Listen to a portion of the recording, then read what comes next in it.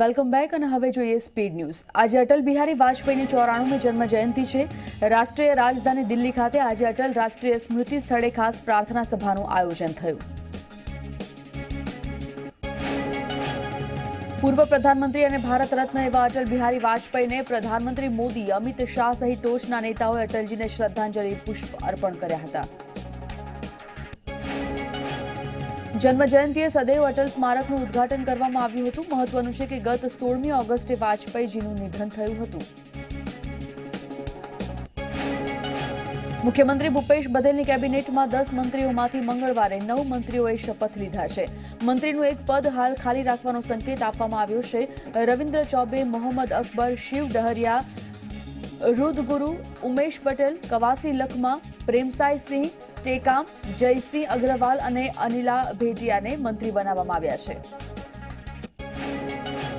સતકીના ધારાસભ્ય અને પૂર્વ કેન્દ્રીય મંત્રી ડોક્ટર ચરણદાસ મહંતને વિધાનસભા અધ્યક્ષ બનાવવામાં આવ્યા છે, તો વોરા ત્રીજી વાર ધારાસભ્ય તરીકે પસંદ કરાયા છે। મુંબઈમાં પણ ક્રિસમસની ઉજવણી કરવામાં આવી। સિનિયર સિટીઝન દ્વારા એક સરખા લાલ કપડાં પહેરી ઉજવણી થઈ।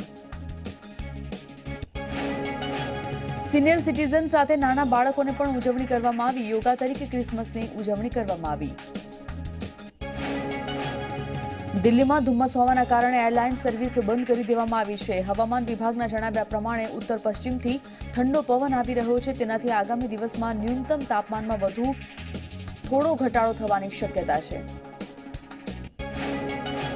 અફઘાનિસ્તાનની રાજધાની કાબુલમાં સરકારી પરિસરમાં થયેલા આત્મઘાતી હુમલામાં મૃત્યુ પામનારની સંખ્યા 43 પર પહોંચી છે। સ્વાસ્થ્ય મંત્રાલય દ્વારા આજે આ માહિતી આપવામાં આવી છે। આ હુમલાની જવાબદારી કોઈપણ આતંકવાદી સમૂહે લીધી નથી। અફઘાનિસ્તાનની રાજધાનીમાં થયેલા આ વર્ષનો આ સૌથી મોટો હુમલો છે। આ હુમલામાં 10 લોકો ઘાયલ થયા છે। પ્રાથમિક શિક્ષણ ક્ષેત્રના કામોમાં લોકાર્પણનો કાર્યક્રમ ગાંધીનગર ખાતે યોજાયો, જેમાં મુખ્યમંત્રી રૂપાણીએ 666 કરોડના વિવિધ કાર્યોનું લોકાર્પણ અને ખાતમુહૂર્ત કર્યું। ગાંધીનગર સિવિલ હોસ્પિટલના ઓડિટોરિયમ ખાતે આ કાર્યક્રમ યોજાયો હતો, જેમાં શિક્ષણ મંત્રી ભૂપેન્દ્રસિંહ ચુડાસમા, વન મંત્રી ગણપત વસાવા અને શિક્ષણ રાજ્યમંત્રી વિભાવરીબેન દવે હાજરી આપી હતી। અલગ અલગ કુલ 666 કરોડના કામોનું લોકાર્પણ કરવામાં આવ્યું હતું। રાજકોટમાં યોજાયેલ કિસાન સંમેલન કાર્યક્રમમાં મુખ્યમંત્રી વિજય રૂપાણીએ હાજરી આપી હતી। રાજકોટના હેમુ ગઢવી હોલમાં કિસાન સંમેલનનું આયોજન કરવામાં આવ્યું હતું, જેમાં ખેડૂતોને ખેતી અંતર્ગત વિવિધ સહાયના વિતરણ અંગે જાહેરાત કરવામાં આવી હતી। કાર્યક્રમમાં ખેડૂતોને કરવામાં આવનારી સહાય અંગે પણ મુખ્યમંત્રી વિજય રૂપાણીએ જાહેરાત કરી હતી। મુખ્યમંત્રી વિજય રૂપાણીએ મગફળીના ટેકાના ભાવે ખરીદી અંગે જણાવ્યું હતું કે જિલ્લામાં 17,000 ખેડૂતોની મગફળી ટેકાના ભાવે ખરીદવામાં આવી અને સરકારે ખરીદીના 65 કરોડ રૂપિયા ખેડૂતોને ચૂકવવામાં આવ્યા। મુખ્યમંત્રી અછતગ્રસ્ત વિસ્તાર અંગે પણ જાણકારી આપી જાહેરાત કરી હતી અને કમૂરતા બાદ ખેડૂતોના ખાતામાં પાક વીમો જમા કરાવવામાં આવશે તેવી જાહેરાત થઈ। વડોદરાના વાઘોડિયા પાસે આજવા ગાર્ડનના નવનિર્માણ બાદ આજે મુખ્યમંત્રી વિજય રૂપાણીના હસ્તે લોકાર્પણ થયું। કાર્યક્રમમાં નાયબ મુખ્યમંત્રી નીતિન પટેલ, પ્રવાસન મંત્રી ગણપત વસાવા, ઉર્જા મંત્રી સૌરભ પટેલ પણ ઉપસ્થિત રહ્યા। પાર્ક 150 કરોડના ખર્ચે બનાવાયો છે। આજવા પાર્કમાં 40 જેટલી જુદી જુદી રાઇડ પણ મૂકવામાં આવી છે। સાથે જ પાર્કમાં આવેલા મિની લેકમાં બોટિંગ પણ કરી શકાશે। પાર્કમાં ગોલ્ફ અને ક્રિકેટ માટે પીચ પણ તૈયાર કરવામાં આવી છે। આ થીમ પાર્ક સરોવર કિનારે બનાવવામાં આવ્યું છે। સુરતની સાધના નિકેતન શાળામાં હોબાળો થયો। વિદ્યાર્થીને માર મારવાની ઘટનાને લઈને વાલીઓ તથા વિદ્યાર્થીઓ હોબાળો મચાવ્યો।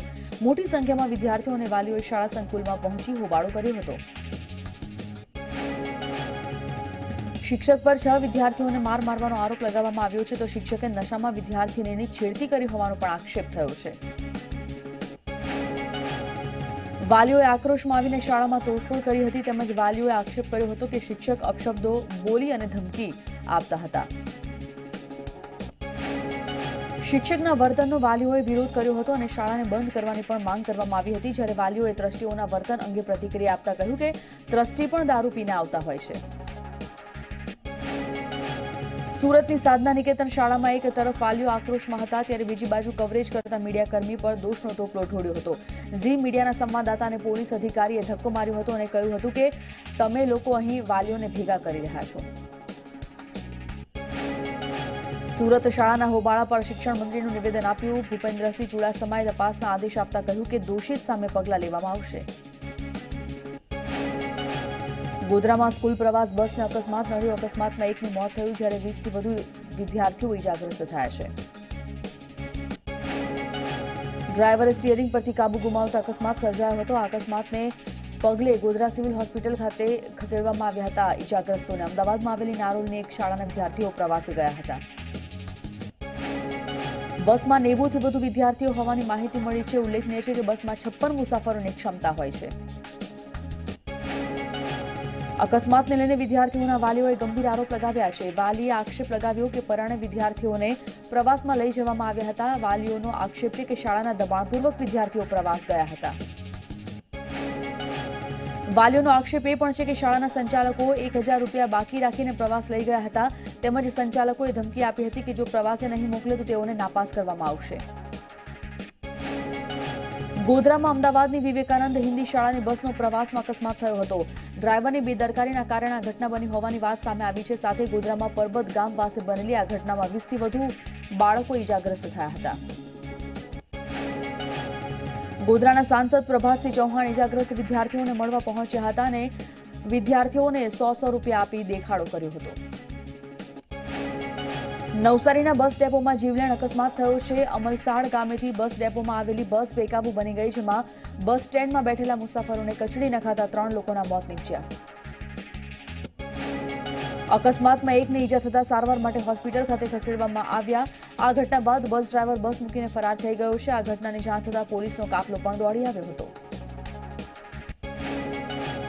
અકસ્માતને લઈને નવસારીના બસ ડેપો મેનેજરે જણાવ્યું હતું કે બસની બ્રેક ફેલ નહોતી થઈ. ડ્રાઈવરની બેદરકારીથી અકસ્માત સર્જાયો છે.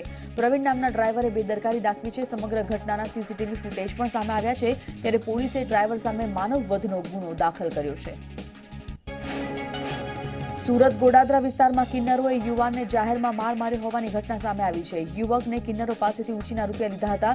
ત્યારે યુવાન ભાગી છૂટતા કિન્નરો તેના મિત્રને માર માર્યો હતો.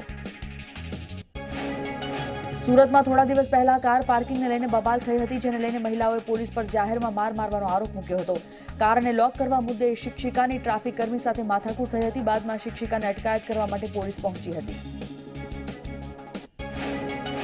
મહિલાના વાળ ખેંચીને પોલીસ જીપમાં બેસાડી હતી. સાથે જ ટ્રાફિક પીઆઈ અપશબ્દો બોલતા કેમેરામાં કેદ થયા હતા. પોલીસ માર મારવાના કારણે મહિલાને મોઢા અને પીઠ પર મારના ગંભીર નિશાન પણ જોવા મળ્યા હતા. આ અંગે મહિલાએ પોલીસને ફરિયાદ કરવાનો પ્રયાસ કર્યો હતો, પરંતુ મહિલાની ફરિયાદને દબાવી દેવાનો પ્રયાસ કરવામાં આવ્યો, જેમાં ઉમરાના પીઆઈ ગૌરે મેડિકલ માટે ખાનગી હોસ્પિટલમાં મોકલી દીધી હતી. સાથે મહિલાનો આક્ષેપ છે કે પોલીસ કમિશનરે પણ શિક્ષિકાની ફરિયાદ સાંભળી નથી. 10 દિવસ પહેલા વારાહીમાં માથાભારે ઇસમો દ્વારા ગરીબ પરિવારો પર કરેલ અત્યાચાર મામલે સોશિયલ મીડિયામાં વાયરલ થતા સામાજિક સંગઠનોએ ગરીબ પરિવારની મુલાકાત લીધી. ત્યારે આ ઘટનાની ગંભીરતાને ધ્યાને લઈ પાટણ પોલીસે ભોગ બનેલા પરિવાર વિસ્તારમાં કડક બંદોબસ્ત ગોઠવ્યો છે. સુરતના વરાછા વિસ્તારમાં તસ્કરોએ A to Z નામની મોબાઈલની દુકાનમાં ચોરી કરી હતી. ધારદાર હથિયારનું દુકાનનું શટર તોડી ઘટના સીસીટીવીમાં કેદ થઈ ગઈ છે.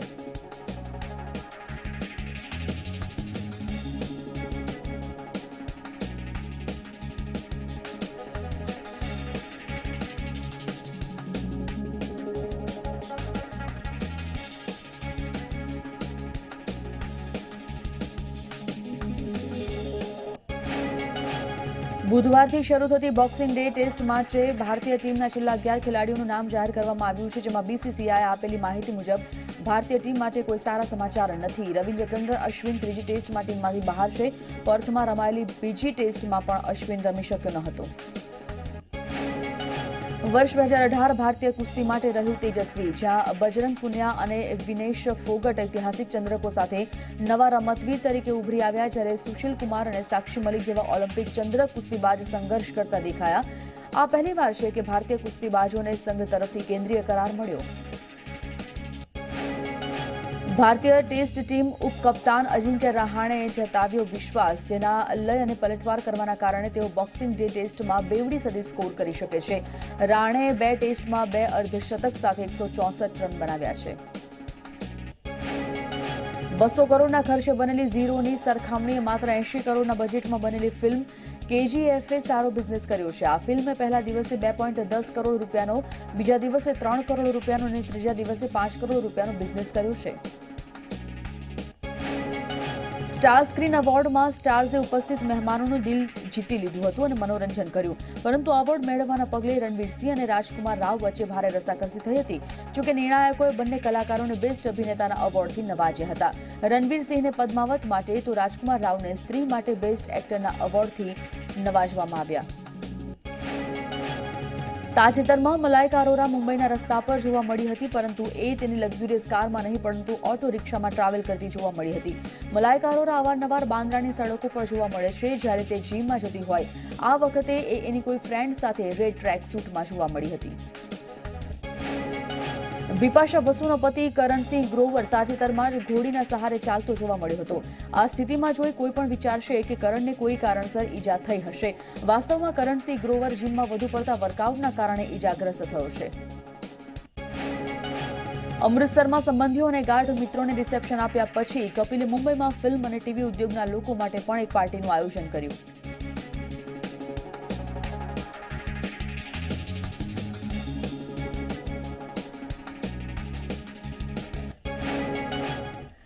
સ્પીડ ન્યૂઝમાં અત્યારે બસ આટલું જ. બુલેટિન પૂરું કરતા પહેલા એક મહત્વની અપીલ છે. 29મી ડિસેમ્બરથી ચેનલ માટે નવા નિયમો લાગુ થઈ રહ્યા છે. આ નવા નિયમ મુજબ સરકાર તમને આપી રહી છે આપની પસંદગીની ચેનલ ખુદ પસંદ કરવાનો મોકો અને પૈસા પણ તે જ હિસાબથી ચૂકવવાના રહેશે.